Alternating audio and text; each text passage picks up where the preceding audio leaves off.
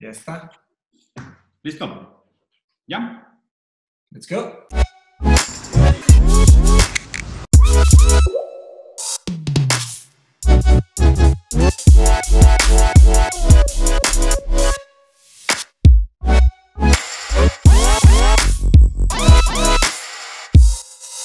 ¿Están? Bienvenidos a otro episodio de Rusarín Bros. Estamos todavía en formato de pandemia, de la nueva normalidad.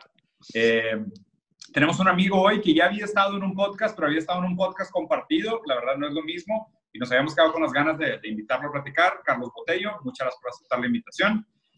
Vamos a platicar de diferentes temas. Ya nos estábamos arrancando con uno justo antes de grabar y y esto es lo bueno, güey. Why wasted, ¿no? Entonces, digo, para no perder la costumbre, si quieres, Carlos, preséntate. Ya te habías presentado en el otro podcast, pero nada más un breve recap.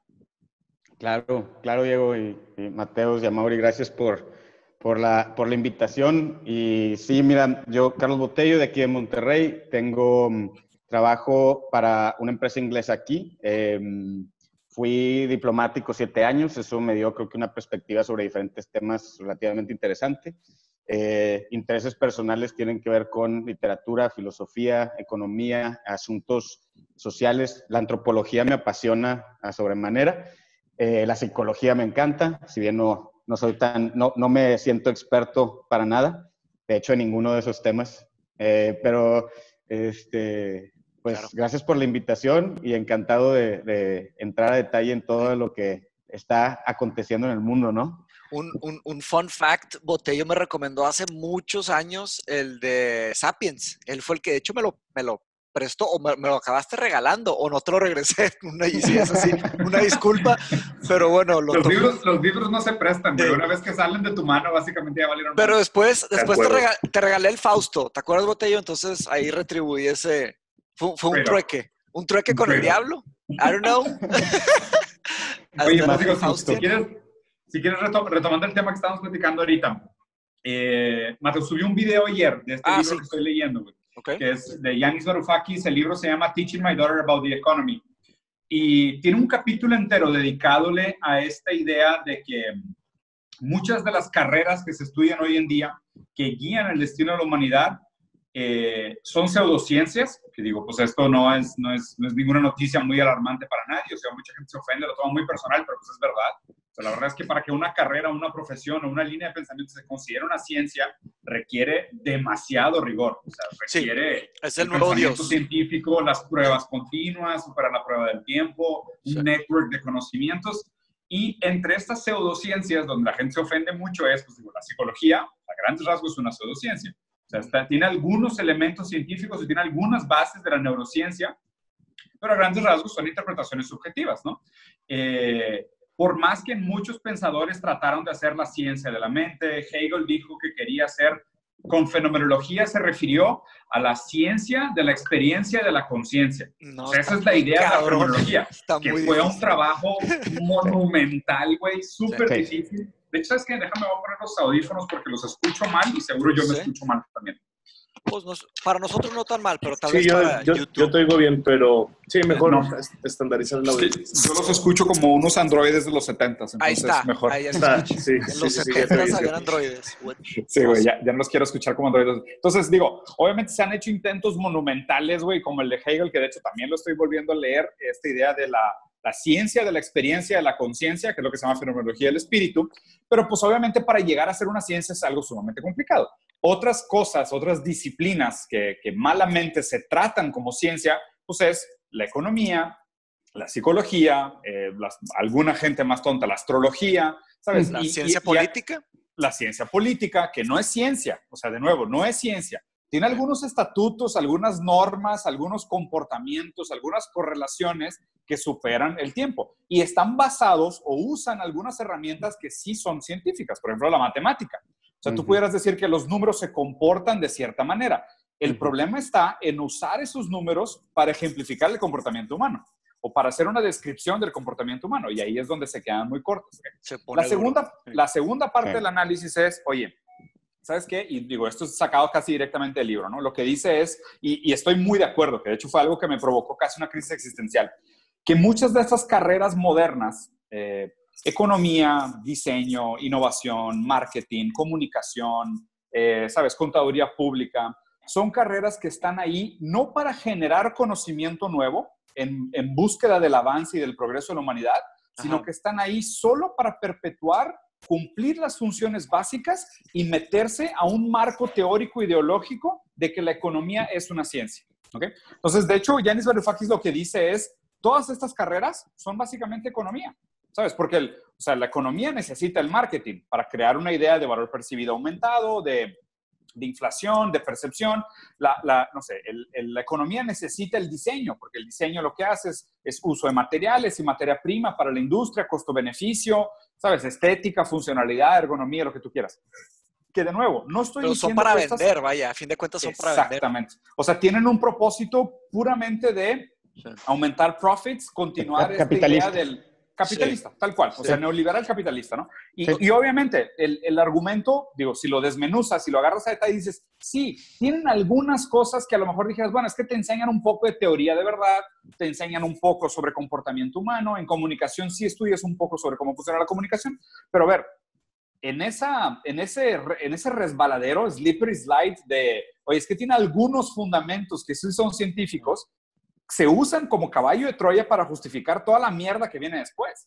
Y aquí justo la crítica, nada más para terminar, voy a terminar. Sí. Justo la crítica que hace Yanis Varoufakis es decir, y ese es el problema. O sea, el problema es que se usan algunas bases y algunas cosas que sí son reales y algunas buenas ambiciones de seguir avanzando el progreso del pensamiento humano para meterte un caballo de Troya que básicamente lo único que hace es perpetuar el modelo como es y darle a entender a la gente que el modelo no tiene opción, ¿sabes? Es un modelo total. Dos comentarios ahí creo que en esta plática yo voy a hacer un poco más del que agrega comentarios o puedo plantear contraargumentos más coloquiales o más filosóficos, pero de economía y de política yo sé muy poco y tampoco me clavo tanto leyendo eso, ¿verdad? Entonces, de acuerdo con lo comentado por Diego, en la filosofía también se han hecho 1000 intentos. De hecho, la filosofía analítica fue un intento de la Escuela Británica de la Filosofía para acercarse lo más posible a ese tema. David Hume tiene un gran libro que es A Treatise of Human Nature, un tratado que tratan de hacer la ciencia filosófica, y la verdad es que usan un rigor académico de lógica muy fuerte, pero tú puedes argumentar algo tremendamente fuerte y lógico, y luego puede haber un contraargumento tremendamente fuerte y lógico, y así se va. ¿Y la naturaleza epistemológica de la filosofía. Exactamente. Así funciona el conocimiento. Es una guerra de ideas global y las que van permaneciendo en la especie son de cierta manera las más prominentes. Las que tienen fallas lógicas, que nos damos cuenta a través del tiempo, se caen. Son los argumentos que siempre digo, los argumentos que se caen, los argumentos que suben.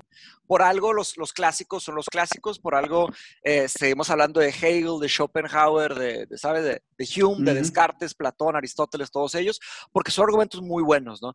Pero no son ciencias, para nada. De hecho, la ciencia nace como la filosofía natural y se establece como una ciencia, pero la ciencia produce algo, la ciencia produce riqueza. Entonces, en la caída de Dios fue la elevación de la ciencia. Entonces, la ciencia tiene autoridad máxima. Entonces, la ciencia dice lo que es ciencia y lo que no es ciencia. Y hasta la palabra pseudociencia estamos validando que existe un Dios. Entonces, es como al nombrarte ateo, ya te haces religioso, o sea, ya estás confirmando la existencia de la ciencia. Estás dentro del marco ideológico. Y mi segundo comentario, digo, nada más para pasar la bola a Botello, es sobre el tema de la educación. Habría que plantear cuál es el objetivo de las universidades, de todas estas carreras que planteaste. Si el objetivo de la universidad es ser un proveedor de empleados, entonces van a seguir haciendo cuáles son los mejores empleados, qué es lo que buscan las empresas.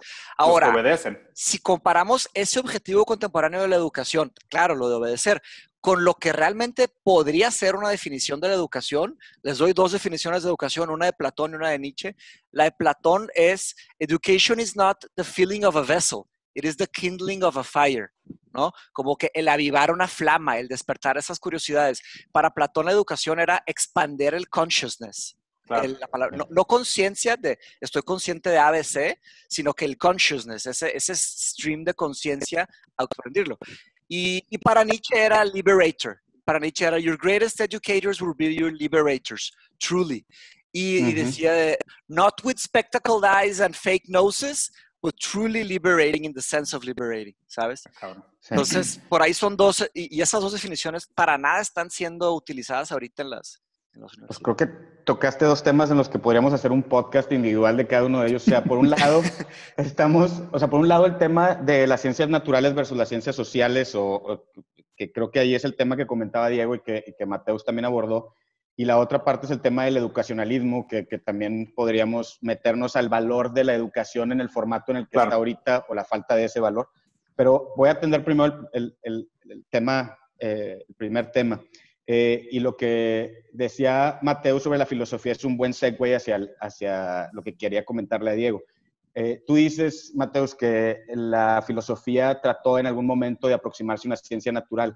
La filosofía, si nos vamos precisamente a los griegos antiguos, tú estás hablando de Aristóteles, y que creo que Aristóteles fue uno de los primeros científicos naturales que estaban tratando mediante la filosofía de entender el mundo. De ahí nace el empiricismo. El empiricismo. Los fenómenos físicos, las leyes naturales. Claro, los elementos. Sí. Exactamente, que creo que es lo que Diego está catalogando como ciencia real, esa ciencia natural que sustenta un método científico que describe fenómenos como la gravedad, como reacciones químicas, cosas que estarían pasando en el mundo independientemente de si estamos aquí nosotros para verlas o no. Nada más para que, antes de que construyas, para que no caiga en nombre de paja, a lo que me refiero es la ciencia como esta persecución constante de desvalidarse para probarse como ley. ¿Me puedes repetir eso otra vez? O sea, la idea de ciencia es esta noción de que constantemente estás buscando desvalidar tu hipótesis hasta que no puedas más y puedas acercarte a una idea de ley. Claro. No, y definitivamente en ese sentido... Método científico. Claro. Sí, método científico, sí, claro. Método científico. Y definitivamente en las ciencias naturales ese método científico siempre va a ser aplicable y ejecutable de alguna manera, y en muchas de las ciencias sociales vas a batallar muchísimo para llegar. Por ejemplo, tú hablabas de la psicología. Si hablamos de neurociencia versus psicología, tú vas a poder ver más fácilmente un método científico aplicado a la neurociencia que a la psicología. Sin embargo, si bien estoy de acuerdo con casi todo lo que decías, el framing de pseudociencia, en lugar de referirse a eso como una ciencia social, creo que ya lleva una connotación negativa que es quizás un poquito innecesaria, porque las ciencias sociales por sí mismas no pueden tener la capacidad de comprobar fenómenos naturales. Como tú decías, todo depende del comportamiento humano, que es errático, y por ende no pueden generar leyes naturales, ¿verdad? Eso es imposible. Pero no por eso quiere decir que una ciencia social sea un esfuerzo fútil, porque de alguna manera, si se utilizan para explicar lo que la naturaleza humana genera en el mundo, estemos hablando de antropología, estemos hablando de sociología, estemos hablando de ciencias políticas, estemos hablando de economía. Lo que las ciencias sociales están tratando de explicar es cómo la naturaleza humana está manifestándose en el mundo, ¿no?, físico. Y desde ese punto de vista siempre van a ser imperfectas, porque no vas a poder nunca en economía hallar la ecuación que vaya a predecir al 100% el comportamiento humano. Y precisamente lo que decías del marketing es, pues tú vas a tratar de usar todas las herramientas posibles para tratar de predecir el comportamiento del mercado, del consumidor, de muchas otras cosas, incluso en la manipular la ecuación de valor. Manipular la ecuación de valor. Y sí tienes razón que se está todo enmarcando en un objetivo capitalista, o al menos así se ha usado, porque no creo que los académicos que hayan empezado a desarrollar necesariamente conceptos económicos tenían un objetivo capitalista en mente, sino un objetivo académico. Pero se utiliza de esa manera. Y luego tú hablabas de cómo el mercado está capturando este valor y el talento, y lo está enmarcando en un objetivo capitalista. Sí, que se van a Wall Street, ¿no? Se supone que una gran lo dijo Elon Musk también. También lo comentó Elon Musk en el de este. Sí, se ha dicho en varios. En el de Joe Rogan, sí. Y Elon Musk tuvo un muy buen punto, pero también ahorita el tema es que yo no creo que la economía o el sistema o las ciencias sociales esté empujando a las personas hacia una posición donde pueden maximizar su salario. Yo creo que las personas iban a buscar maximizar su salario de cualquier manera, y la economía lo único que les da son las herramientas para buscar esa ambición. O sea, yo creo que más bien la economía viene a explicar la naturaleza humana, no viene el estudio de la economía a definir la naturaleza humana o a... sí. Por eso, igual que la astrología. La astrología no puede estar, o sea, no podemos, creo que, compararla con la economía, porque tienes temas arbitrarios de un griego. Hay números, ¿no? O sea, Hay Sí, experimentos hay números, hay no. datos, hay estudios, a diferencia de, hay una estrella que me está llegando su luz y... No, pero a ver, Espérate. o sea, A ver, vamos. el mismo Estás hombre de hablando- paja, del estás mismo hombre de hablando- paja de decir, a ver, dale. ¿Estás hablando de astronomía como el estudio de No, los astros no, o astrología. Astrología. la superstición? La Sí, superstición. la superstición. Estoy De que hablando de el esto de que martes- soy escorpión, entonces soy un hijo de puta. Ok. Ok, ahí te va. O sea, ¿por qué? ¿Y cuál es mi problema con esto? O sea, y voy a ser muy ácido en este debate porque ese planteamiento es el que hace que sea tan peligroso esta mentalidad. ¿Por qué? Porque dicen, sí, somos pseudociencia, pero quiero que te enfoques más en la parte de ciencia que en la de pseudo. ¿Ok? Y es como decir, muy noble nuestra intención de decir, no, pues nada más es que la manera de tratar de explicar cómo los comportamientos humanos se tangibilizan en estas manifestaciones de mercado, ¿no? Y luego hiciste un ejemplo. Dijiste, oye, pues el talento se va a Wall Street porque pues ellos quieren. Entonces tú ya... Maximizar el salario. Nadie les puso una pistola en la cabeza, claro. Ya construiste un hombre de paja. ¿En qué sentido? ¿Por qué? Porque haz de cuenta que usaste el mercado para decir que esa es la naturaleza humana. Es que yo creo que ese es precisamente el planteamiento. Lo que yo creo es que el mercado funciona o las leyes o el sector financiero funciona o los hábitos de consumo sí funcionan, no en medida completa, pero en gran medida atienden el comportamiento humano que ya era parte de su naturaleza. No lo definen en su totalidad. Sí creo lo que dijiste de que hay un elemento en esta ecuación, porque es una ecuación con varias variables, pero sí creo que hay una ecuación fuerte, pero no la preponderante, que sí perpetúa sistemas, ciclos, comportamientos. Premia un tipo de comportamiento. Premia un tipo de comportamiento. ¿Y eso no es condicionante?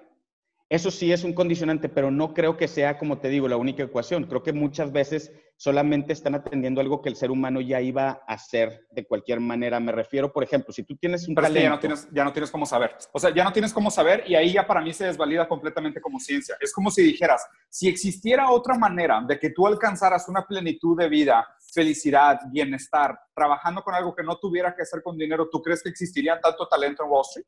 No, tendríamos que definitivamente destruir el mercado como lo conocemos y crear una estructura de incentivos. Ese es el punto. Hay un punto Pero esencial ¿cómo que vas a...?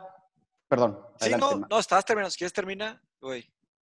Yo a lo que me refería es que incluso si tuviéramos que destruir ese sistema de mercado y crear uno donde los incentivos estén alineados a premiar a quienes tengan objetivos más nobles que solamente maximizar profits, tendríamos que reubicar los recursos de maneras que a lo mejor no van a ser tan productivas. Es decir, ¿a qué te refieres con recursos? ¿Talento? ¿Gente? Y cómo premiamos a quien tiene esos sí, lo sigues. Algo que iba a comentar yo antes que, o sea, yo iba a comentar algo antes que empezaras tú. Básicamente, se está hablando de comportamiento humano, obviamente estamos hablando del capitalismo, ¿no? El sistema económico que rige, ¿no? El planeta. ¿Y de dónde originó? O sea, hay un concepto muy básico económico que todos pueden entender, que es el tema de la oferta y la demanda, ¿no? Entonces, ¿cómo podemos salirnos de ese tema de la oferta y la demanda? O sea, y lo que se me hace interesante es que yo creo que parte de lo que está diciendo Botello es que se desarrolló de esta manera el sistema económico porque tiene algo muy humano ahí adentro. Y ahora hay que ver si realmente es humano. Podemos investigar. Se me hace que hay un punto que podemos tocar.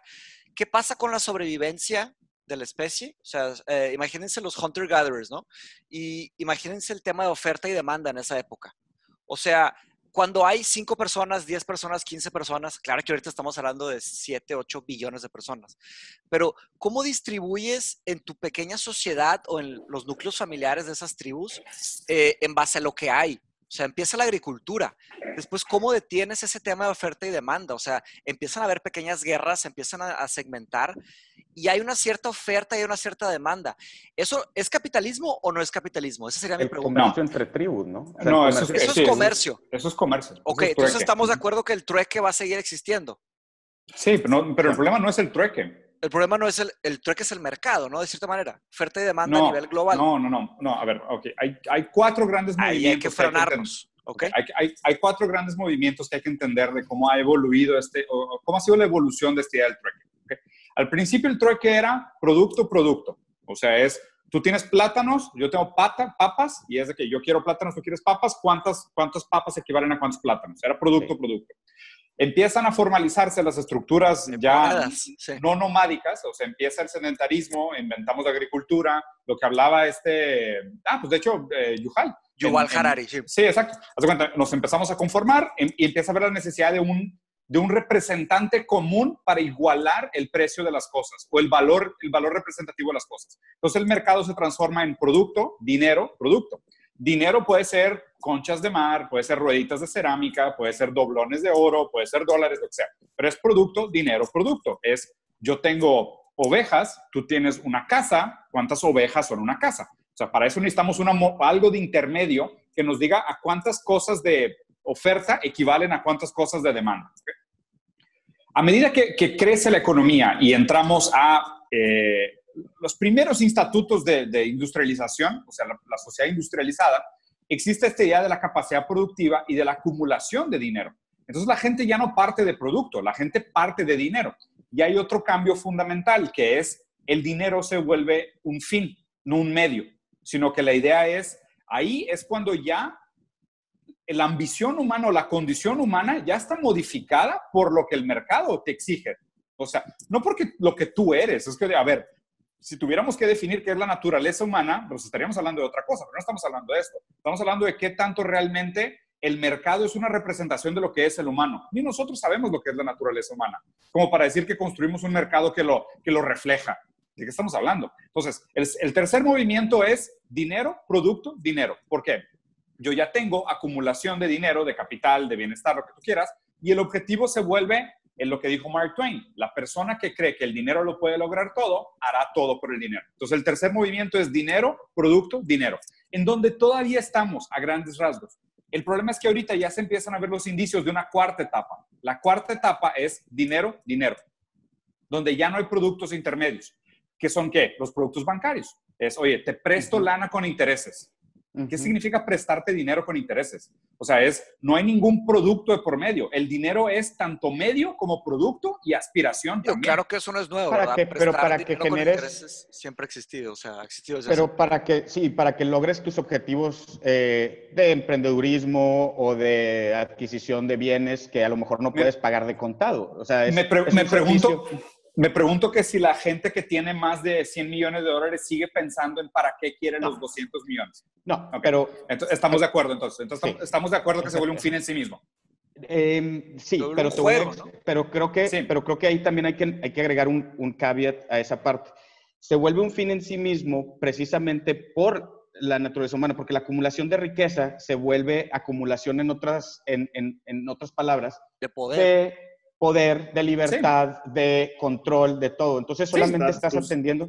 Si bien antes se acumulaban granos en el Egipto antiguo y en la Roma antigua, acumulaban granos, hoy acumulan dinero. ¿Por qué? Porque es precisamente el decir, yo soy el chango que tiene más plátano, ¿no? Claro, o sea, se llama Universal Signifier. O sea, es el significante universal, en el sentido de puede transformarse en cualquier cosa. O sea, por eso lo dijo Mark Twain. El que cree que el dinero puede hacer cualquier cosa, va a hacer cualquier cosa por el dinero. Entonces, en ese sentido, es el peligro de que la ambición, mira, y se vuelve una self-fulfilling prophecy. Y eso es lo que me preocupa tanto de que tratemos la economía como esto. Porque, ¿cuál es la visión del progreso económico? ¿Qué tipo de número, qué mundo queremos construir? Debe de ser el mundo donde todas las personas tengan acceso a sus necesidades básicas y las personas también tengan la capacidad de explorar sus intereses sin estar atados a un estilo de vida que los exija estarse esclavizando para pagar sus cuentas, ¿verdad? 15 horas al día. Entonces ya sabemos que no jala. O sea, sabemos que llevamos un buen rato que nos perdimos, que estamos en otro camino. No jala para todos, jala para algunos. No, o jala o no jala. El feudalismo y el comunismo tampoco jala. O sea, me queda clarísimo. Sí, yo no quiero regresar a ninguno de esos. Nada más quiero que desdiosifiquemos la economía. Sí, claro. O sea, si la premisa es que tiene que jalar para todos, entonces no jala. No jala. Definitivo no. ¿Qué pedo? Esa premisa es imposible de hacer. Claro. Obviamente. Pero la pregunta es esta. La pregunta es, ¿por Hay qué países tenemos que jalan mejores que otros, ¿estamos de acuerdo? No, Machi, o jala o no jala. Para todo el mundo no hay una economía, o sea, no hay un presidente y un sistema político global. O sea, hay soberanía, hay leyes ¿Estamos para de acuerdo? cada país. Hay ¿Estamos de países que acuerdo jalan mejores. Okay. ¿Estamos de acuerdo que la visión que planteó la economía, que era esta de seguimos el camino del progreso porque eventualmente todos van a tener una calidad de vida digna? Sabemos que no jala. A nivel global no jala. ¿De acuerdo? ¿De acuerdo? Sí. Ok, perfecto. Sí. ¿Por qué? Sí, pero porque no existe nada que jale a nivel global. Ahorita no. Y Ahorita estoy de no. acuerdo. Y estás de acuerdo que el que tenemos no funciona. Porque Sí. no hemos resuelto el problema de escasez. O sea, mientras no haya... Y seguimos creciendo. Exactamente. Bueno, entonces ahí está el problema. Ok, ahí está el problema. Somos 9 billones. Vamos a llegar a 10 pronto. 7. ¿Somos 7? 7.8. 7.8. Vamos a llegar a 9, vamos a llegar a 10 eventualmente. Okay. La noción es, la promesa de la globalización, o sea, el Congreso de Bretton Woods, ¿sabes? Este acuerdo después de la Segunda Guerra Mundial, y justo ahorita estoy leyendo sobre la historia del capitalismo, la promesa era, va a ser un camino doloroso, va a ser un camino tortuoso, pero en vías del progreso, en vías del crecimiento, de la automatización, de usar este hombre de paja darwinista competitivo, vamos a descubrir grandes tecnologías habilitadoras que van a ser las tecnologías que nos van a ayudar a superar estos problemas intrínsecos, las paradojas de oferta y demanda, y de escasez y de supply chain y accesibilidad. Entonces la idea era, oye, vamos a encontrar la fusión fría y la energía se va a volver gratis. Vamos a encontrar una manera de producción automatizada y los productos van a ser sumamente baratos, porque la premisa era esta, por las ideas básicas de oferta y demanda. ¿Okay? El tema es que el ¿Es un problema de ingeniería o de teoría económica? Yo creo que es un poco de los dos. ¿Por qué? ¿Ingeniería o teoría económica? Yo sí, creo o sea, es deseo, no. Ni siquiera queremos hablar de deseo todavía. Se me hace una muy buena pregunta la que planteas. ¿Es un problema de teoría económica o de ingeniería? O sea, lo que estás diciendo es, ¿y realmente ya llegamos? O sea, ¿realmente ya conciliamos? Ok. Ahí Sobre es donde... todo, perdón, paréntesis, si consideras que el ciudadano del mundo promedio hoy en día tiene acceso a más bienes y servicios del que ha tenido en cualquier otro momento de la historia. Correcto. Y ahora es donde entra la pregunta de Mateus, el tema del deseo. ¿Okay? Porque dijimos, o sea, tu premisa era que la promesa de la economía es que todos tuvieran acceso a sus servicios básicos, ¿okay? Y una vida digna. ¿Okay? Sí. ¿Quién define lo que es eso? Es según como está encuadrado en convenciones de Viena, la ONU, no me acuerdo qué documento es precisamente, pues es derecho al trabajo, viviendas, servicios de salud, servicios de educación. Creo que el Internet fue el último que se agregó ahí. Sí, comida, ahí, están encuadrados en algún argumento, okay, en algún documento de la ONU o algo así. Ahí te va el problema. Cuando empiezas a hablar del comportamiento humano y el por qué estas cosas a la larga te das cuenta que realmente no funcionan, porque el hombre que tenían en su base de la argumentación era un hombre de paja. Es esta idea de que, por ejemplo, el deseo es el deseo del otro. ¿Okay? Mi conformación de satisfacción viene del contraste, de la comparación. De los demás. ¿Okay? Sí. La economía ha sacado, ¿qué te gusta? 100 millones de personas de la pobreza, si no es que más en los últimos 200 años. Vamos a suponer que 200 millones de personas han salido de la pobreza en los últimos 200 años. Okay. Hace 200 años, la desigualdad, o sea, el promedio de ingresos de la persona más pobre y la persona más rica era de 3 a 1. 3 a 1. O sea, los ricos eran 3 veces más ricos que los pobres hace 200 años. Hoy es 72 a 1. Sí. Entonces, que yo vi un video, Diego, hablaba de algo diferente a eso. Entonces, ¿qué significa? Sí, sacamos mucha gente de la línea de pobreza extrema. Los metimos a este mínimo, que es, oye, tienes agua, comida, internet y tienes la vida mínima digna que definimos allá atrás de lo que era. Ya pero no te mueres de polio ni de sarampión. Exacto. Estás vivo, ¿ok? Estás vivo digno según los estándares que se establecieron en Bretton Woods. Pero al mismo tiempo, la gente que vive mejor, la gente que vive muy bien, la gente que domina la economía, que tiene acceso a los medios de producción, ahora vive 72 veces mejor que tú. Y obviamente el contexto de calidad de vida no es ceteris paribus. Porque, a ver, la vida se ha hecho más estresante. La demanda por productividad es mayor. Los espacios públicos son compartidos. El tema de seguridad, el amontonamiento de gente, la competitividad y el requerimiento. O sea, realmente, sí, más bien te diría... O sea, no es simétrico. Mínimo, hagamos de un update a ese hombre de paja de la economía. Mínimo. Sí, 100% o sea, de acuerdo. Entonces, en ese sentido, yo por eso soy... necesidades básicas, dices. Claro, o sea, vamos a redefinir qué son las necesidades básicas. Porque, a ver... ¿En África o aquí? No, en todo el mundo. O sea, si es un modelo económico... Si es un modelo económico... Ciudades, pues es que las ciudades en todo el país. Ese es o sea, y esa fue la promesa. O sea, la promesa de globalización era esa. O sea, era, oye, nos vamos a chingar como humanidad los próximos 200 años en lo que encontramos los eureka tecnológicos que nos van a permitir hacer el catch-up de toda la gente que vive de la chingada. Esa fue la promesa. Ahí está el problema de la sobrepoblación. Exactamente. Exactamente. Y a ver, y a esa conclusión llegamos en el 2015, en esta cumbre de Francia que hablan sobre el impacto ambiental. En el 2015 se dijo, cabrón, si sumamos lo que quiere crecer China, lo que quiere crecer Rusia, lo que quiere crecer Estados Unidos, lo que quiere crecer la Unión Europea, no hay tierra. Necesitamos 20 tierras. No hay tierra. O sea, la promesa que hicimos de calidad de vida para los 7.8 billones de habitantes, ahorita, for a fact, we know is not possible. Sí. Entonces, pero seguimos. Creo que les quiero plantear una figura que se imaginen ahorita. Imagínense un muñeco con unos zapatitos, con un sombrerito y unos cables que lo jalan. Y hay otra persona arriba que lo está jalando los cables. ¿Qué es eso? Es un títere. Es un títere. Sí. Creo, si no me equivoco, hay un verbo que es titeretear. Creo que hemos sido titereteados, si no me equivoco. Pues mira, te digo, güey, cabrón. Y lo más culero de todo esto es que después del 2015 empieza the rise of populism, que es la negación de la ciencia. Pero yo creo que definitivamente eso tiene que ver con los dos temas que tú comentaste ahorita. Uno es el tema de yo compararme con el otro. Es decir, el tema de por qué el populismo ha crecido en Estados Unidos, en Reino Unido, en países de Europa, etcétera, incluso aquí Latinoamérica. En Latinoamérica, ha sido también porque las personas no se sienten desilusionadas con la calidad de vida a la que tienen acceso según la promesa que les habían hecho. Claro, porque realmente, el contraste. Pues claro que sí hay un cambio en el acceso a productos y servicios de los baby boomers para acá, o sea, el acceso a vivienda, todo ese tipo de cosas, pues sí, generaron expectativas que hoy en día no se están materializando y esa desilusión genera también un descontento que luego te puede hacer presa a alguien que te venga y te endulce el oído con mentiras, sencillamente. Y también, pero el tema aquí es ese contraste. No lo quiero, el contrastarte y compararte tú con otros, no lo quiero abordar necesariamente en esta intervención, pero sí creo que entonces el problema, como lo estás planteando y estoy de acuerdo contigo, no es tanto de el modelo económico planteado, sino un problema de regulación, un problema de política económica, de política fiscal, es un problema técnico, administrativo, de un mercado que se desvirtuó cuando una empresa tiene las herramientas para tener más influencia y más poder que un Estado soberano, se desvirtuó el modelo económico. ¿Por qué? Porque esa empresa no atiende al bienestar de ninguna sociedad.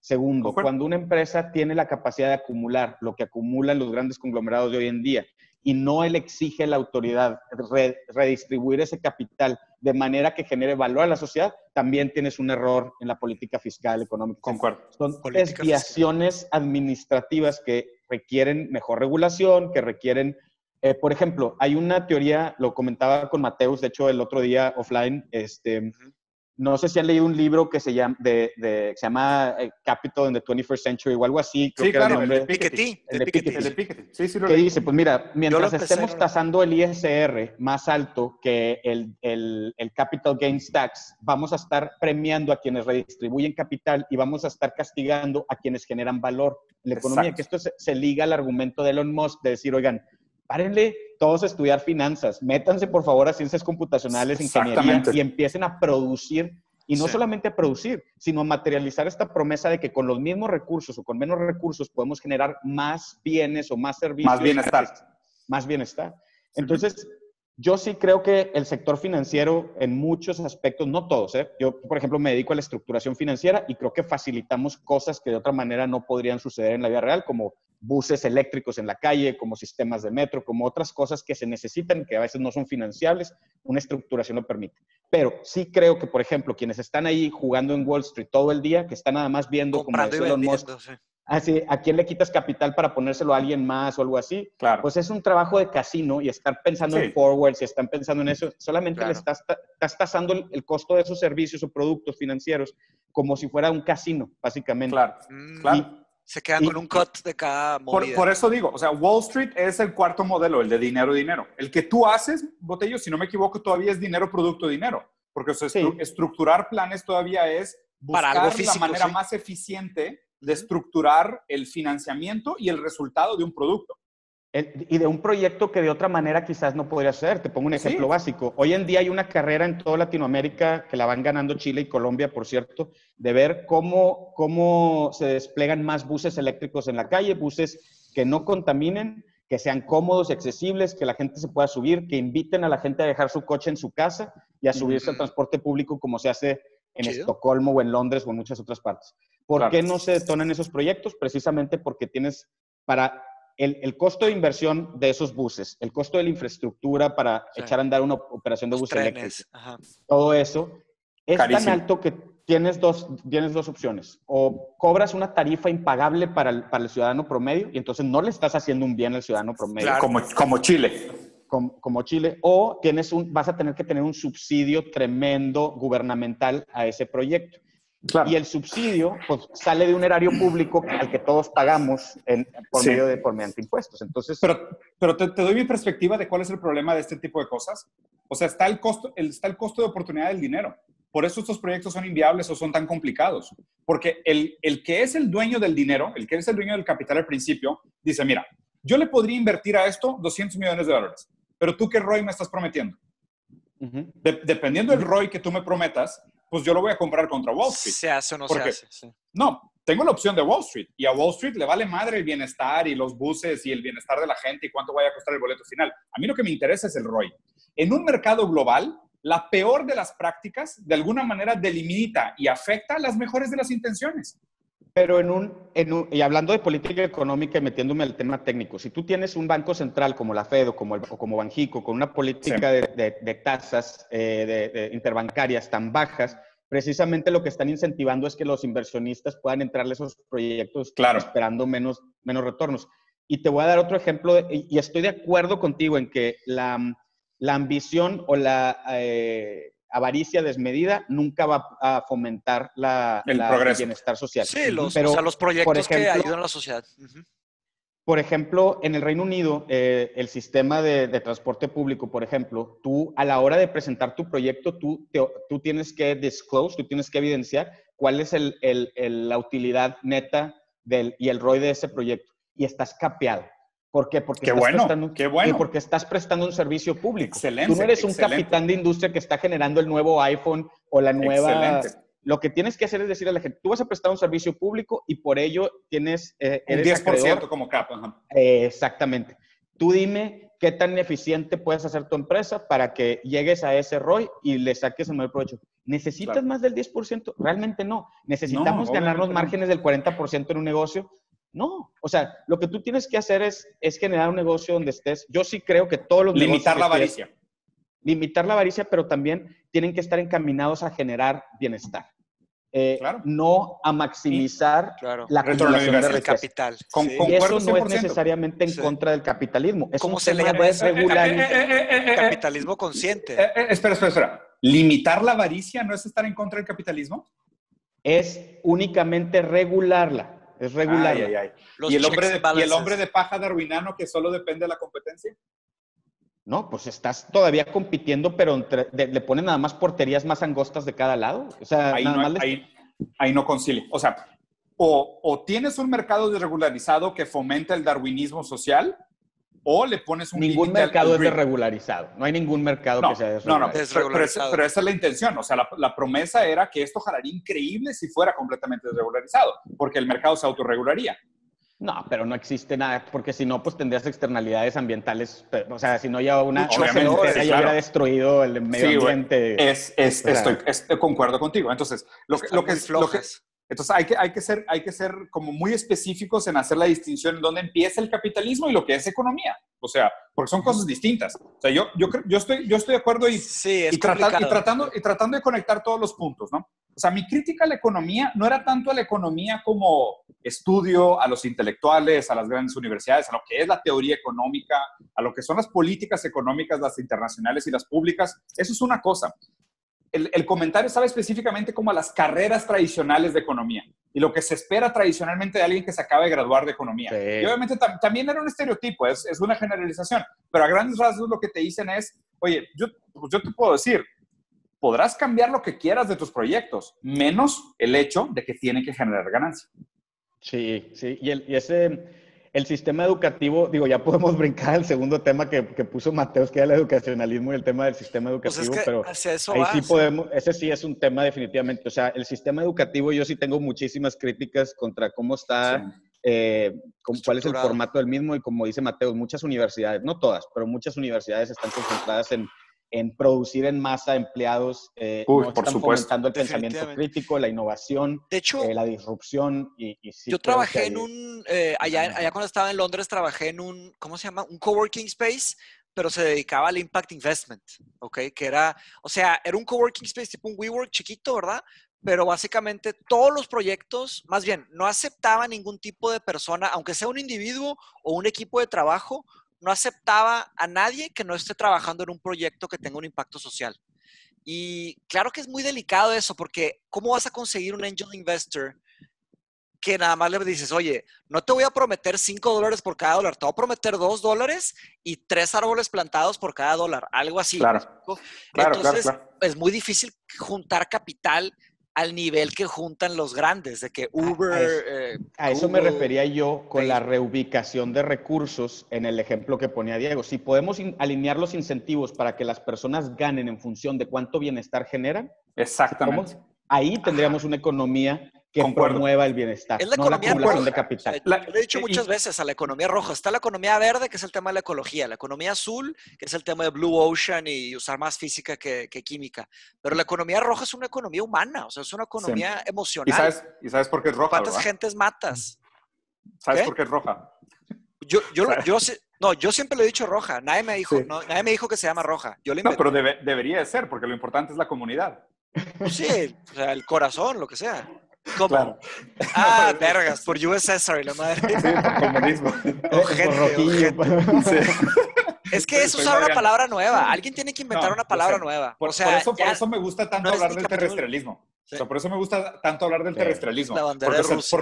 Porque tiene que conciliar esta idea de recursos limitados, demanda ilimitada y un crecimiento descontrolado. O sea, eso es lo difícil de conciliar todas estas variables. Pero de nuevo, o sea, lo que siempre batalla la gente para entender de esas discusiones es ¿cuál es el fin? O sea, ¿qué tipo de sociedad quisiéramos construir? O sea, porque si tuviéramos un consenso mayor de qué tipo de sociedad quisiéramos construir, yo te diría, el capitalismo puede ser una excelente herramienta. Excelente herramienta. Pero es un pésimo Dios. Sí. Es un pésimo Dios, cabrón. Claro. Muy bien articulado. Muy bien articulado. Sí. Ese es mi pedo. O sea, y por eso yo me peleo tanto con la gente y no me permito usar este debate porque la gente regresa y poquito a poquito es como que, ok, entonces sí hay lugar y otra vez se vuelve un sistema totalitario. Pero ¿sabes por qué? Porque en el fondo todas esas personas con las que estás hablando, quizás de manera inconsciente o subconsciente están pensando o están asumiendo que el fin último de su propósito profesional o económico en la vida es maximizar su acceso a la riqueza, no necesariamente generar bienestar en la sociedad. Entonces, como ese es el fundamento subyacente, nunca los vas a sacar de ese cuadrótico, de ese cuadrito. Tal cual, exactamente como lo dijiste. Entonces, mi premisa es, o sea, el capitalismo puede ser una excelente herramienta, cabrón, hacer que los mercados compitan, hacer que la gente esté motivada, ¿sabes? Usar el dinero, la promesa, güey, la deuda. La deuda es una herramienta increíblemente poderosa. Increíblemente poderosa. El peor es que no la sabemos usar. O sea, no solo la gente promedio, los países no la saben usar, cabrón. O sea, hoy tenemos... Todos endeudadísimos a la güey, no, y deja todo. O la saben usar, pero la saben usar para el beneficio individual, no para el obviamente. La están jineteando. No, they don't leverage debt. O sea, debt se volvió un tema tóxico. O sea, se volvió un tema de casino, literal, güey. O sea, hoy tenemos dos picos de capital en el mundo. Las mayores deudas de la historia y los mayores fondos acumulados de dinero parado de la historia. Que no hace nada. Tenemos, y son proporcionales, obviamente, ¿verdad? Porque, pues, o sea, porque el dinero se imprime y está rodando en el capital. Entonces, alguien le debe, pero alguien tiene ese dinero parado en algún lugar, güey. Y no tiene prisa. Y hay poca prisa de pagar, güey. Si pusiéramos ese pinche dinero a trabajar, sin que estos cabrones, o sea, ¿por qué? Porque esos güeyes dejaron de tener prisa. O sea, dime por qué, verga, si yo tengo un fondo monetario Rockefeller con billones de dólares, ¿cuál es mi prisa de invertirle a un país que se le está cargando la chingada para el bienestar, güey? Eso se llama liquidity trap. Liquidity trap en economía. Y el tema ahí también se vuelve que tú no tienes, incluso los bancos tienen ese problema. Cuando tú no cuando tú estás bajando las tasas de interés y como que ya no estás fomentando la inversión productiva o el consumo porque solamente se va el dinero a real estate o se va a instrumentos financieros, Claro. entonces no estás generando más, no estás produciendo más, no son inversiones productivas. ¿Cómo le haces? Lo único que tienes que hacer es regulación, es decirle, a partir de X cantidad de dinero, tú lo vas a tener que reinvertir. Por ejemplo, las reservas de capital de los bancos. Pero Botello, una pregunta, una pregunta técnica. Ya se vuelve un tema también técnico. O sea, yo hablando de cómo espérate, una pregunta para Botello. Ahí te va. Digamos que nosotros 4 aquí juntamos, o sea, no sé, 170 billones de dólares. ¿El gobierno tiene la autoridad para de repente mañana pasar una ley y decirnos cómo vamos a usar ese dinero? No necesariamente. Indirectamente. Vamos a ver cómo responde. Lo que dijo Botello. El que tiene un poco de autoridad, nada más que escuchar a Botello, sí. Sí. ¿Cómo funciona pues indirectamente, eso? Porque lo que te puede hacer si tú estás dado de alta como una institución financiera regulada, o si tú o no, pues lo que la regulación podría hacer es exigirte que tú tengas una colocación de capital de X porcentaje de tu portafolio, o podrías hacer a lo mejor que las reservas como institución financiera regulada, las no reguladas o las empresas privadas no, pero si eres institución financiera pueden obligarte a que tus reservas se empiecen a colocar, que no puedas tener X porcentaje reservado. O sea, ahora, ¿tú crees que le gustaría a esos 4 billonarios si de repente les dicen cómo usar? Ok, perfecto, obviamente no. Entonces, ¿por qué no hace esto el gobierno? O sea, estamos de acuerdo que lo debería de hacer. ¿Por qué no lo hace? ¿Quién puso a las personas ahí en el gobierno? Entonces está rigged, güey. Está completamente rigged. O sea, ¿cómo pasas una ley? Y ahorita el presidente de Estados Unidos es billonario, por ejemplo. O sea, hay muchas teorías de no sé qué, pero es un vato extremadamente poderoso, extremadamente rico. ¿Tú crees que él va a hacer algún tipo de cosa así? O sea, mi conflicto con este debate es que estamos hablando, tenemos las llaves nosotros y hay un chorro de puertas cerradas. O más bien, pensamos que tenemos las llaves. En realidad, los que tienen las llaves para abrir esas puertas son los que tienen las puertas, ¿sabes? Entonces, o sea, como un ejercicio filosófico, perfecto, pero quizás que tenemos que mantener el debate a nivel como abstracto, ¿no? A nivel, vaya, pensar. Pero Machi, ¿cuál es tu punto? ¿Que no hay nada que hablar, no hay nada que cambiar? ¿Esto va a ser para siempre? ¿Es perpetuo? No, sí, que estamos imaginando, estamos haciendo un experimento imaginario de cómo podría ser. Sí, pero no somos los únicos, es algo prácticamente inevitable y ahorita en pandemia es un tema sumamente relevante porque se está fragilizando más que nunca. Claro. No, perfecto. Y es el momento de hacer algún tipo de switch. O sea, ahí te va. Estamos en el borde de la economía neoliberal. En el borde. En el borde. ¿Y sabes qué? Hay una anécdota. Aquí quiero hacer yo cerré para un cliente un arrendamiento ayer o antier y la anécdota es muy chistosa. No puedo decir nombres ni nada, pero haz de cuenta que me habla la empresa que está en Estados Unidos que iba a otorgar el arrendamiento y pues ahorita en medio de la pandemia, pues no hay garantías, no hay un montón de riesgos, un montón de cosas, y me habla y me dice, a ver, ¿pero sí me van a pagar o no, güey? Sí, así nomás. Espérate. Y le digo, ya estresamos el modelo, vimos sensibilidades, hicimos una reducción de demanda hipotética en el modelo financiero, va a haber dinero en la caja para pagarte, no sé qué. Y me dice, pues ya vamos a echarlo adelante. Y le dije, pues espérame, estamos tramitando una fianza que me pediste, que no sé qué, bla, bla, bla. Y me dice, no, ya. Sácalo. Y le digo, me vale madre la fianza, sácalo adelante. Y le dije, ¿sabes qué, güey? Este es exactamente como se hacían los negocios después de la gran recesión en los 20. Cuando no había curvas, no había indicadores de riesgo, no había garantías. Era pura bona fide, ¿no? O sea, pura buena confianza. Fide. Buena voluntad. Buena voluntad. Y creo que ahorita saliendo de la pandemia, digo, con el tema de liquidez que traen los bancos, con el tema de apalancamiento, con el desempleo que se pudiera generar, con todo eso, va a ser muy interesante cómo las instituciones financieras van a tener que ajustarse para proveer dinero a las empresas, a los empresarios, a las personas, a las nóminas, etcétera, con actualización en cómo se prevén o se fomentan los riesgos. A lo mejor el riesgo ya no debe estar hecho a solamente el impago o solamente que el proyecto jale, sino al bienestar social. Se tienen que a lo mejor meter en los costo-beneficio las externalidades sociales que va a tener también generar ese... Claro.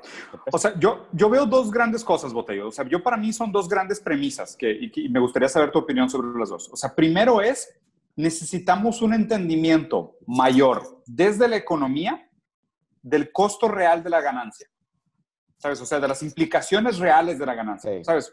Porque cuando tú tienes una empresa como Uber que declara estos 30-40% de márgenes, ¿de dónde viene ese spread? ¿Sabes? O sea, ¿qué es lo que financia ese spread? ¿Por qué? Porque creo que somos muy buenos en la parte cuantitativa de decir cómo los costos directos impactan en un bottom line y cómo tu aspiración y demanda determina tu top line y cómo ese spread determina tu profit.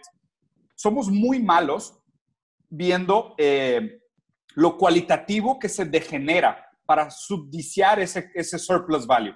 ¿Ok? Esa es mi primera. Y obviamente la implicación es muy compleja porque implica meternos a detalle de decir, oye, pues ¿cuál realmente debería ser el costo de un celular? Si tú tuvieras que considerar los suicidios de la planta de China, las guerras de los minerales de África, ¿sabes? O sea, en ese Los daños ambientales. Sí, claro. O sea, una vez que le metes... Ni siquiera había llegado ahí, pero obviamente... Una vez que o le sea, metes primero vidas, no se puede cuantificar una vida. Bueno, es que ¿Cuánto ese vale? es el pedo. Bueno, Mateus, ese es el gran Claro, problema central del capitalismo. El gran problema central del capitalismo es transformar sufrimiento y depreciación cualitativa en quantitative added value and surplus. Ese es el problema. O sea, ese es el core problem of capitalism. Porque el capitalismo es buenísimo en ajustar tuercas y apretar tantito y exigir y manipular emocionalmente y, ¿sabes?, robar y producir guerras y desestabilizar países para que allá enfrente en Wall Street la acción vale un vergo y el producto parece barato porque pues, tú no estás viendo el costo real. Ese es el primer gran problema que yo veo. Si quieres ese, y ahorita te planteo el otro.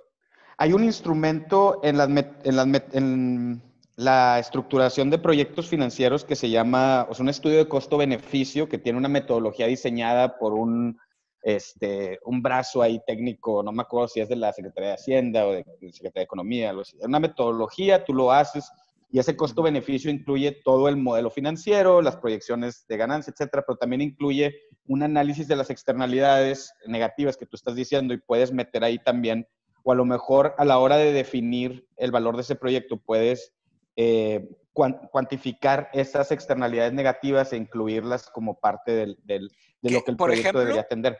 ¿Sabes cuánto esa sección de ese documento, en los proyectos que a mí me ha tocado ver, ¿sabes cuánta bola le tiran?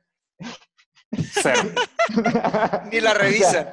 O sea, las herramientas técnicas para calcular eso ahí están, simplemente que no se toman en cuenta.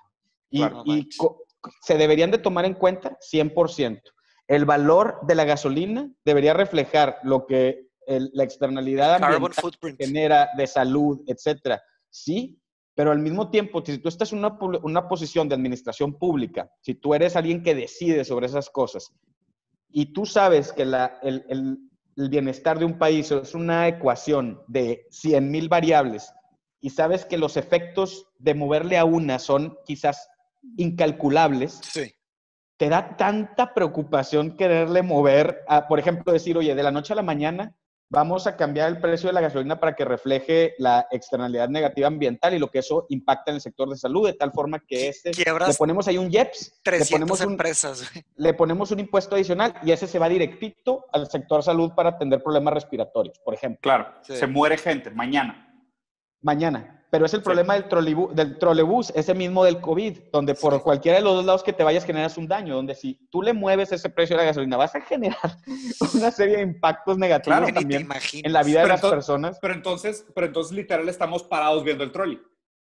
Ese es el problema técnico que creo que tenemos como sociedad global que resolver, es cómo ajustar, cómo reubicar recursos de la manera más eficiente. Y digo, tú puedes ver el presupuesto corriente, el gasto corriente de un gobierno inmediatamente, y aquí ya sé que en el podcast pasado me tiraron de neoliberal, a ver si no peco aquí otra vez, pero tú puedes ver, pero tú puedes ver el presupuesto de gasto corriente de un gobierno y decir, no mames, güey, 70% de eso no sirve a nadie, güey. O sea, no sirve a nadie. Claro. Diego, se te apagó tu cámara, creo. Ahí está. Sorry. Sí. Sí, claro, güey. Entonces, digo, concuerdo contigo. El problema es que estamos en este parálisis desde hace décadas. Y seguimos en ese parálisis. Y el problema es que la situación solo se ha puesto peor. Y la pregunta es, ¿cuándo va a ser un buen momento para tomar esa decisión? Nunca. Cada vez va a ser más difícil. Ya, pero tú tienes un problema, que una dicotomía, que por cierto este tema se los quería sacar porque quería pick your brains con este tema, pero hay una dicotomía aquí que es nacionalismo versus globalismo. Es decir, se han hecho esfuerzos multilaterales para tratar de abordar estas problemáticas y nunca funcionan porque siempre hay un país que dice, yo no firmo. Yo no quiero, claro. Yo no quiero. ¿Por qué? Porque yo tengo que proteger el bienestar de mis ciudadanos antes que los ciudadanos de ustedes. America First, Brexit, China no firmando X y Y acuerdos. El de París. You name it. O sea, México con el petróleo, ¿no? México con el petróleo, güey. Oso, qué oso. Sí, que también nos podemos meter en ese tema. O sea, yo también tengo cosas que decir, pero claro, podrías a lo mejor pensar y decir, a ver, ¿cuál es? Quisiera conocer su opinión sobre esta dicotomía. ¿Es válido el argumento de decir escoger entre nacionalismo y globalismo? ¿No es válido? ¿Cómo ven ustedes esta... A ver, si quieres, dale Machi. O sea, yo sí tengo mi postura, pero ya hablé demasiado. Está grande la pregunta. Sí, no. O sea, yo ya me esperaba que iba a ser más o menos así por la naturaleza del tema, ¿no? Híjole, la pregunta en general es escoger entre nacionalismo versus globalismo. O sea, si tenemos como... O si yo escogería... ¿Tú estarías dispuesto a disminuir tu calidad de vida para que en África las personas vivan mejor? De alguna manera, es decir, yo pagar más por gasolina aquí para que en África tengan fondos para, mira, no sé, waste to energy, proyectos de energía solar o... No sé. Pensando, o sea, pero le entramos todos al juego. O sea, le entramos todos los 7.8 billones. No, todos ponen todo su lana. Lo que está planteando Botello es la dificultad de la dicotomía, güey.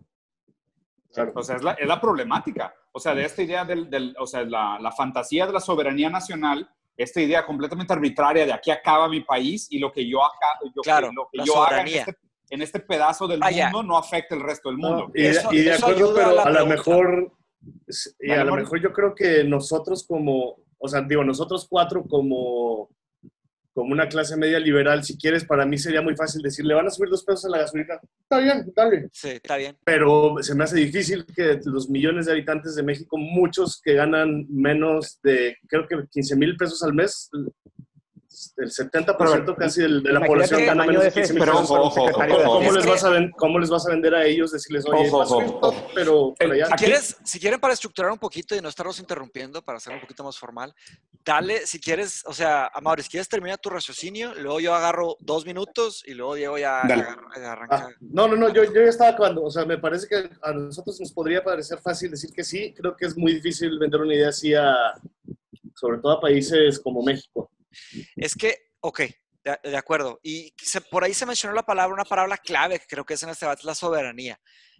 La soberanía habría que estudiarla, entender su etimología, de dónde viene, ¿no? O sea, la soberanía tiene que ver con, aquí nadie se mete. O sea, aquí está un país y aquí nadie se mete, los que somos independientes, ¿no? Se podría hasta estudiar la historia de las independencias y de los imperios, ¿no? Cómo fueron los imperios colonizándose y qué regía estos imperios. Y luego cómo se fueron independizando y ahora qué rige estos nuevos estados autónomos.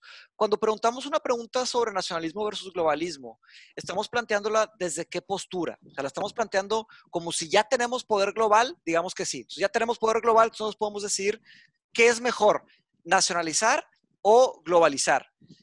Otra palabra interesante para hablar de este tema es la descentralización del poder.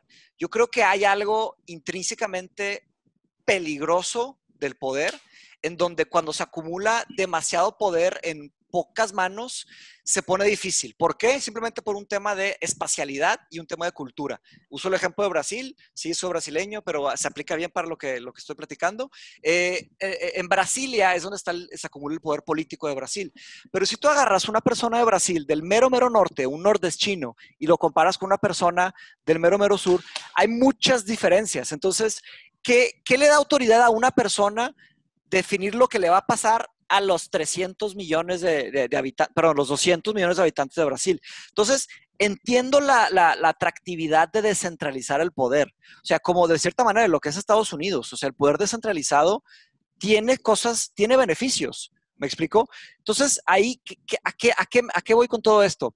Que el que cada país tenga su autonomía, su soberanía, tiene ciertos beneficios. O sea, la respuesta para esta pregunta para mí no es A o B, o sea, es una respuesta mixta. O sea, tendría que ser un híbrido entre una cierta, aparte, ¿cuáles temas van a controlar los países soberanos? ¿Y cuáles temas van a controlar el nivel global? ¿Todos 100% controlados a nivel global o 100% controlados a nivel? El tema es que estamos todos juntos. O sea, este virus nos está comprobando que estamos de cierta manera muy, muy física, todos conectados. Entonces, hay muchas cosas que aunque no nos gusten, la soberanía se la pasan por los huevos, por así decirlo de una manera medio burda, ¿no? Pero si te refieres a poder político, no tengo respuesta. Tendría que pensarlo, tendría que escribir, tendría que plantear muchas variables. O sea, así respuesta como tal de esta pregunta tan grande no la tengo. No sé. Para mí es globalismo, 100%. La pregunta es cómo. O sea, yo soy sincero. A mí el tema del nacionalismo o estas soberanías nacionales son estructuras que, uno, ya son arcaicas, que fungieron su función, tienen probablemente algunas cosas que defender todavía, pero ya su valor es detrimental contra lo que tenemos que hacer. ¿Por qué? Mateos lo planteó muy bien. Primero, el tema de salud le vale un pepino la soberanía nacional. ¿Okay? El tema de sustentabilidad le vale un pepino la soberanía nacional. La economía le vale verga la soberanía nacional. O sea, los mercados se tradean dólares, se compra petróleo, el commodity más barato del país donde lo compres es el que determina el precio de los otros. O sea, la verdad es que las grandes fuerzas rectoras de lo que nosotros percibimos como calidad de vida ya son globales. ¿Okay? Y lo complicado aquí es que cada vez más vemos que nuestros conflictos están en las categorías de los bienes comunes. Agua, aire, temperatura, datos, dinero. O sea, son cosas que no responden a una limitación de soberanía nacional.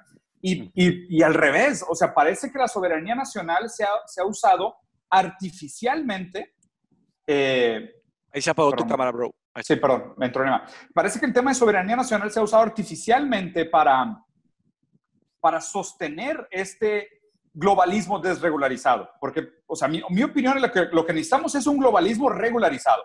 Y al contrario, la soberanía nacional se ha usado para fingir que existe soberanía nacional y permitir un globalismo desregularizado. Ya vivimos en una época de globalismo. O sea, gran parte de estas fuerzas que ejercen sobre nuestras vidas ya siempre han sido globales, ¿sabes? Es como que esta idea de, oye, tú emites mucho CO2, no emitas tanto CO2. Oye, güey, el CO2 de tu vecino se mueve con las corrientes de aire y contamina el océano, que luego pega en las costas de Australia, cabrón. Es como que en qué puto momento dijimos que la soberanía nacional tenía algo que ver, güey, con tus números de emisión de CO2. Y aparte tu producto lo fabricas aquí, y luego lo mandas a no sé dónde, y luego se consume en un tercer lugar. ¿Cuál soberanía? O sea, a fin de cuentas, lo único por lo cual todavía funciona la soberanía es para poder tener estos paraísos fiscales, ¿ok? Y por otro lado, los infiernos laborales, que es donde se crea el abuso sistemático de la fuerza productiva y el acúmulo obsceno de valor agregado. Para eso sirve la soberanía nacional. Para mí es un modelo que, puta madre, que si no tiene que desaparecer porque es una pantalla falsa que nos mantiene al revés, güey, atrapados en un modelo muy perverso. Yo lo que diría es, sí tenemos que progresar de alguna manera hacia un globalismo porque es lo que mejor representa la complejidad del mundo. Que no seamos lo suficientemente listos para entenderlas es un pedo, pero no debería ser una razón para no hacerlo. Pero sí, y hay buenos temas ahí que tocaron. Yo nada más en el tema de la soberanía nacional es que hay el principio de la autodeterminación de los pueblos. O sea, es un principio que es el que a lo mejor se va a romper cuando el escenario de las problemáticas son globales, es decir, la problemática ambiental, como dices tú, contaminas en China y el hoyo en la capa de ozono está arriba de Dinamarca. O sea, entonces, pues ahí sí las problemáticas son... Pero también hay un elemento de autodeterminación de los pueblos, hay un tema de administración pública, hay un tema de pacto social entre gobiernos, ciudadanos y territorio, donde dices, a ver, ¿cómo queremos nosotros vivir nuestra sociedad? ¿Cómo la queremos tener? Y hasta dónde podemos determinar eso sin impactar el del vecino. Es como una amplificación de este concepto del derecho, donde en el derecho es... el respeto al derecho ajeno es la paz. O sea, donde mi libertad termina, donde empiezo a infringir la del otro. Y entonces, en ese sentido, creo que nunca vamos a poder desaparecer las estructuras administrativas de un país o de un estado. Mateus hablaba de centralización versus descentralización, preguntaba por qué se centraliza. 2 razones principalmente. En supuesta eficiencia administrativa, que es por cual se centralizan las funciones, supuesta. Y por el otro lado, porque quienes ya están en esa posición de poder hacen lo que sea para ampliar sus capacidades y concentrar más capacidades ahí. Pero luego tú dices, bueno, en un sistema globalizado donde entendemos eso, vamos a reducir las capacidades administrativas de un estado para atender problemáticas globales, y ahí lo que tú dices es, automáticamente, si tenemos un sistema de regularizado y lo queremos regular, tenemos que tener un ente regulador. Ese ente regulador se trató de crear con la League of Nations y luego con las Naciones Unidas, y como vemos, nadie les tira ni un pedo. Entonces, claro, pero porque no están fondeados. O sea, están súper mal fondeados. No, y yo creo que hay una desconfianza también. Si no funcionan los gobiernos de los países, yo individualmente no puedo confiar en un gobierno internacional. Se me ocurrió algo interesante. Eso es lo que le pasó precisamente al Reino Unido en el Brexit. O sea, fue decir... Exacto. Yo no confío en los burócratas en Bruselas para que determinen sobre mi vida. Fíjese que si observamos la historia de los países, vemos que es muy común que se use la palabra revolución, la palabra independencia, la palabra soberanía, ¿verdad? La palabra control. Pero estaba pensando en eso. Creo que nunca ha pasado, o bueno, tal vez sí, puedo estar muy equivocado, en donde, bueno, por lo menos en los últimos años creo que no ha pasado, en donde 2 países estén completamente de acuerdo en unirse y en transformarse en un país. O sea, en vez de un país independizarse en muchos chiquitos, o sea, varios estados, típico que quieren de que, me acuerdo, en California se quería independizar, y luego en Brasil de que Río Grande do Sul se quiere independizar, y en España es de que los Barcelona y o sea, el País Vasco. Y aquí la República del Río Grande, qué ridículo. Por favor. ¿Quiénes son esos? Pero bueno. La República del Río Grande, los estados norteños quieren romper el pacto federal. Ahora, la pregunta es esta. Tienen que leer a Bruno Lostur. Sí, yo lo voy a leer, ya te lo prometí, lo voy a leer. Pero mi pregunta es esta, o sea, estaría curioso, ¿no? Que de repente, no sé, Perú y Chile de repente digan, no, ¿saben qué? Nos vamos a llamar X nombre, vamos a tener X bandera y vamos a unirnos. Vamos a hacer, o sea, no me refiero a una, por ejemplo, Unión Europea. ¿Me explico? Me refiero a realmente unirse. Pero porque si queremos un país, ¿sabes? O sea, a mezclarse. ¿Por qué el nacionalismo? O sea, ¿por qué el nacionalismo se volvió relevante de nuevo? O sea, ¿por qué después de pasar décadas tumbando muros, por qué empezamos a construir muros otra vez? ¿Okay? ¿Por qué? No solo es el péndulo. la idea. No, nos dimos cuenta que es ahorita sálvense quien pueda. Porque para cómo van las cosas, es sálvense quien pueda. Eso es the rise of populism and nationalism. O sea, in the back of our minds, we know that this is leading us to destruction. We know for a fact. O sea, está en la parte de atrás de nuestras cabezas. No podemos articularlo completamente.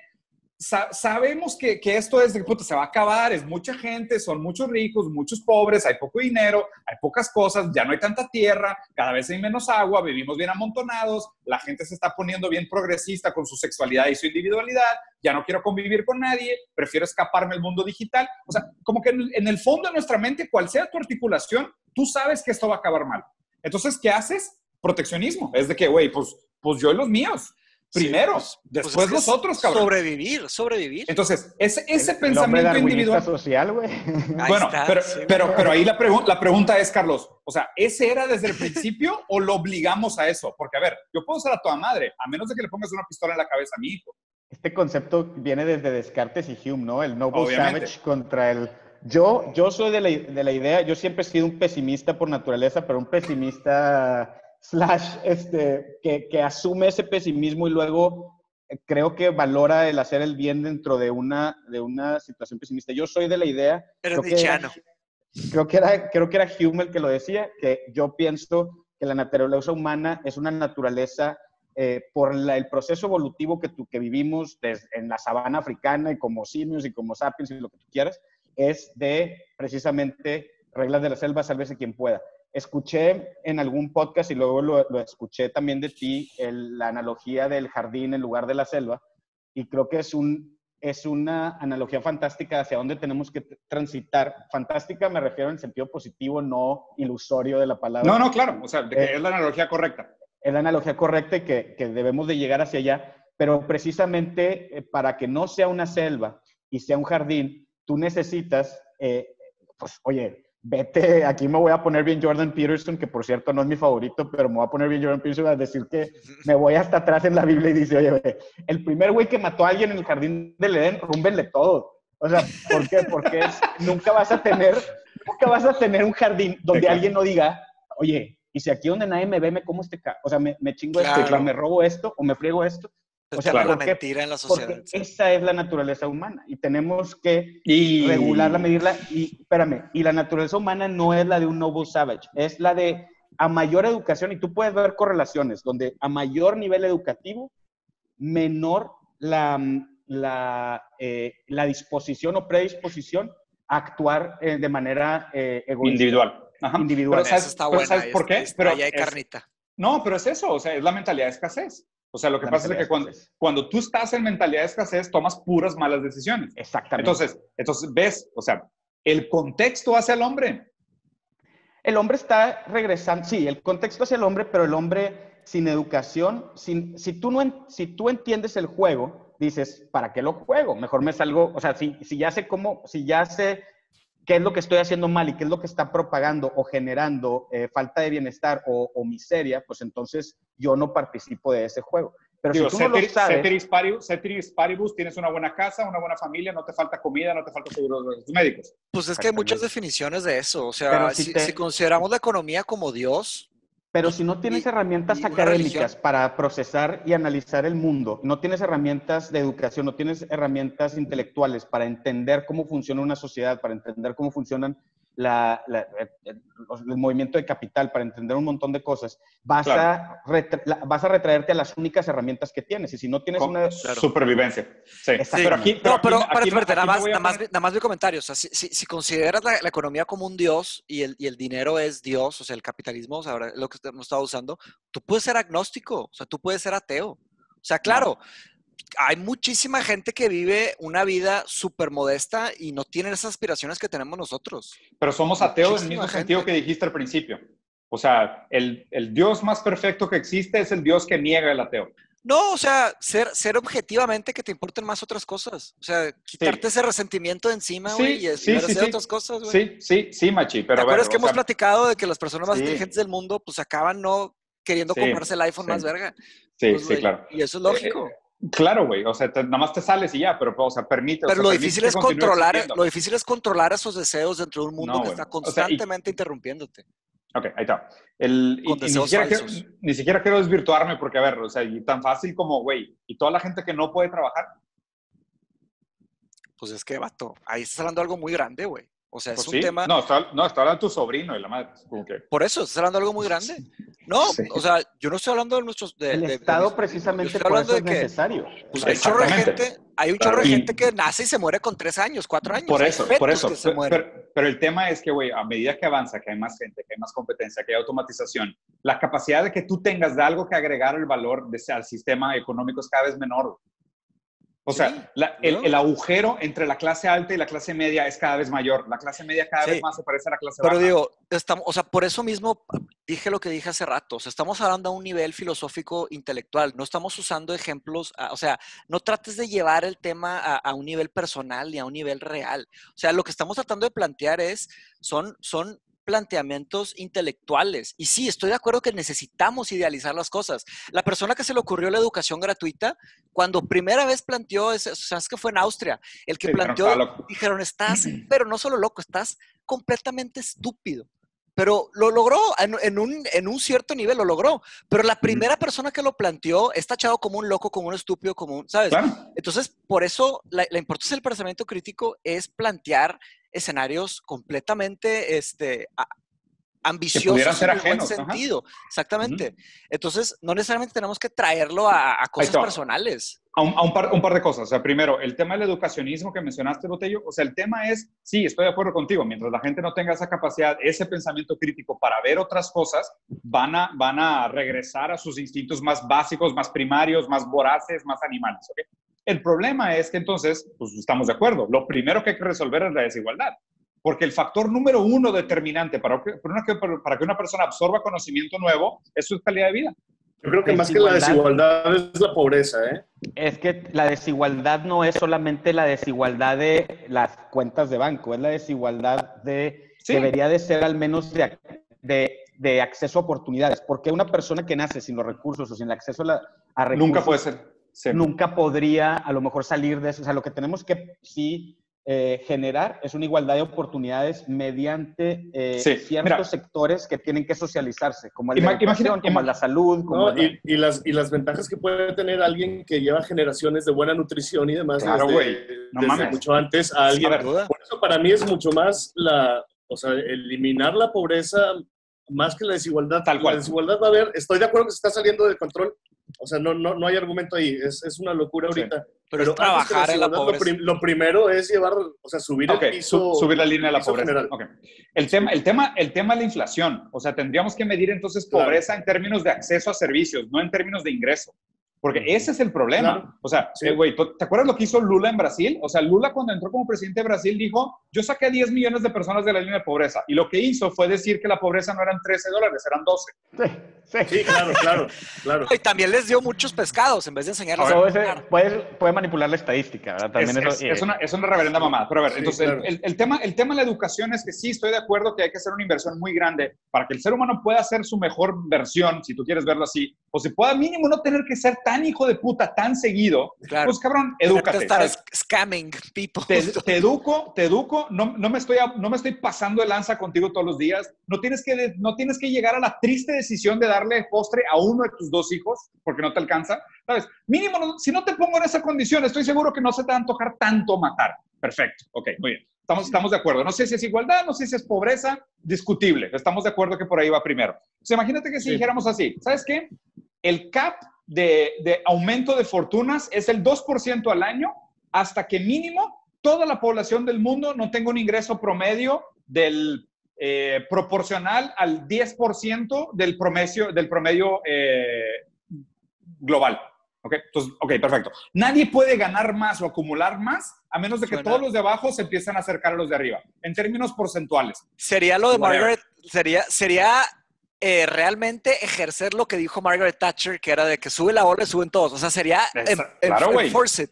No, pero hay maneras de hacer eso. Hay maneras de hacer eso que no se vean, que no se perciban como una infracción en tu libertad individual, que puede ser, por ejemplo, lo que ha pasado con muchos de los grandes capitales, por ejemplo, en México, en Latinoamérica, en muchos países, donde las segundas o terceras generaciones, después de que se generaron las megaempresas, los megaconsorcios, que emplean miles y miles y miles de personas, terceras, cuartas generaciones, dicen, ¿sabes qué? Esa es una chinga, güey. Empezar una empresa de ese tamaño es una chinga. Mejor, ¿sabes qué? Voy a depositar el valor de mi dinero en real estate, en el sector financiero, no sé qué. Que algunos amigos hacen. Una universidad o empezar una empresa multinacional que genera muchísimo empleo es una... Entonces, yo sí creo que... Da miedo, da flojera. Digo, por eso el estate tax en Estados Unidos y un montón de cosas donde dices, bueno, vamos a recapturar algo de esa riqueza y regresarla a una inversión productiva. Pero ¿qué pasa? Que esos esfuerzos también muchas veces derivan en programas sociales, no en inversiones productivas, donde la recaptura de ese dinero mediante impuestos, mediante lo que tú quieras, se va a un presupuesto público donde de ahí a que llegue al beneficiario hay un leakage, un escurrimiento de valor.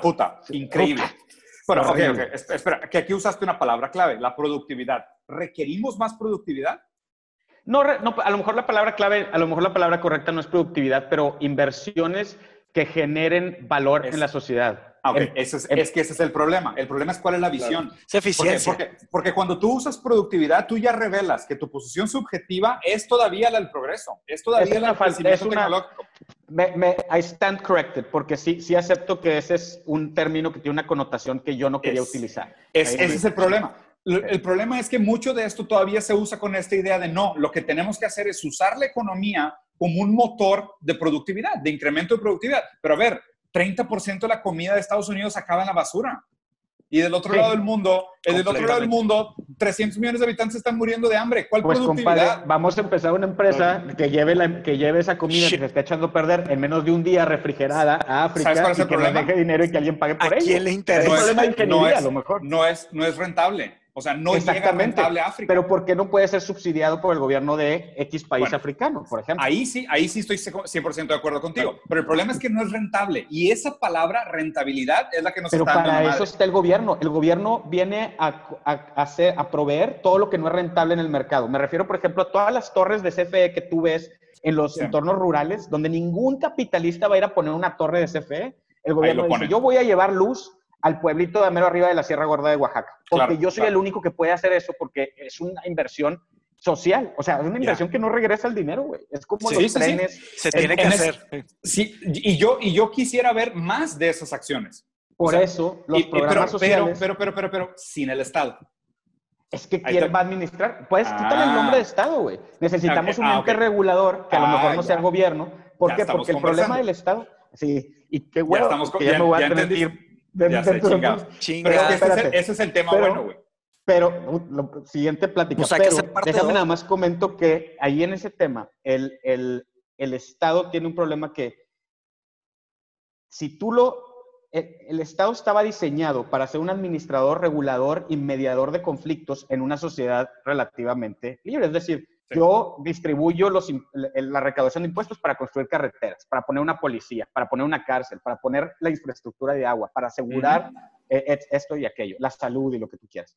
Pero luego se supone que es el árbitro, ¿no? Se vuelve una carrera. Se vuelve una carrera donde el político ya no es un servidor como en la antigua Grecia, como en la antigua Roma, que nada más servía por un X tiempo y se iba. Se vuelve una carrera donde tú asocias tu proficiency político con tu logro y con tu poder personal y se vuelve una lucha por acumular no riqueza, pero poder, y en algunos casos riqueza también, y deja de atender para lo que se fundó, que es un ente administrador.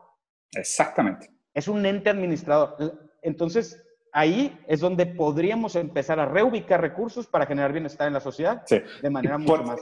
Por eso lo digo, Botello. O sea, me encantaría que tuviéramos una segunda conversación específicamente sobre eso, porque ahorita el conflicto es democracia contra capitalismo. Idealmente, la democracia representativa era los más con menos poder son los que toman las decisiones. Ese es el principio de la democracia representativa. Son un chingo, pero no tienen poder. Ellos deciden. Porque así nos aseguramos de que constantemente los menos privilegiados son los que toman las decisiones de dónde tenemos que mejorar la calidad de vida de todos. ¿Okay? El problema es que el capitalismo quita eso bajo la premisa de que no, la verdadera persecución de la globalización es la productividad y modernización. Porque cuando lleguemos a ese punto de break-even, vamos a tener tecnología suficiente para resolverle todas las quejas que tienen. Que ahorita estamos haciendo de cuenta que no son importantes porque lo primero es el progreso y el return of investment. Entonces, en el Inter es de que, oye, no, pues yo uso lobby político para decir, no, güey, es que ellos te están pidiendo salud, agua y educación. Cabrón, no, güey, dame un subsidio para poner una planta de tenis. Money in politics. Exactamente, money in politics. Entonces, se hace esta inversión de poder.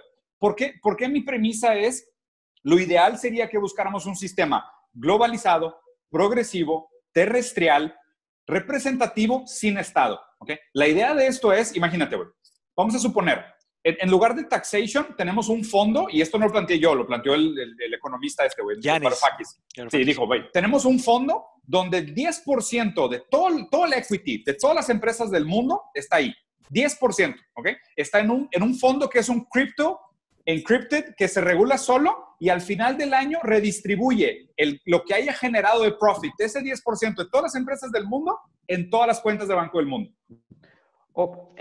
Y bueno, nada más, se pudiera hacer de muchísimas maneras, ya nos meteríamos en temas financieros técnicos y si no se llama Estado, a lo mejor se llama como tú le quieras poner, pero la función es relativamente similar en la teoría, pero nada más como dato curioso, no sé si recuerdan que en la primera plática que tuvimos, yo dije que algo que se podría hacer el gobierno para apoyar a los emprendedores era poner un fondo de garantías. Lo ibas a sacar, muy bien. Porque, chécate, en lugar de otorgarle dinero al emprendedor o hacer una feria o hacer esto o hacer aquello para que sufraguen unos costos de startup o una maquinita o un equipo o algo así, es ponle garantía al banco para que el banco le preste y no sienta riesgo de default, para que el emprendedor sea libre para explotar su idea como vea y si falla, el gobierno puede venir a garantizar el default de esa deuda. Y no sé si checaron no sé si fue el Consejo Mexicano de Negocios o fue el Consejo Coordinador Empresarial o quién fue, pero salió una propuesta relativamente similar y el presidente dijo, no vamos a estar socializando las pérdidas y capitalizando las ganancias. Oye, este es un debate también interesante, o sea, no está del todo, no está del todo incorrecto cada una de las visiones, ¿no? No. Creo que es un tema que se presta para mucho, güey. Pero bueno, yo creo que por aquí la cortamos. Tuvo buena la plática, luego nos aventamos otra, güey. Sí, claro. Yo también el capitalismo ya me está tocando en la puerta virtual. Sí, hay que chambear, tengo que abrirle la puerta. A todos. Ya está. Botello, siempre un gusto, carnal. Hermanos. Cuídense. Gracias. Un abrazo, güey. Gracias Nos a vemos. todos. Cuídense. Bye. Bye.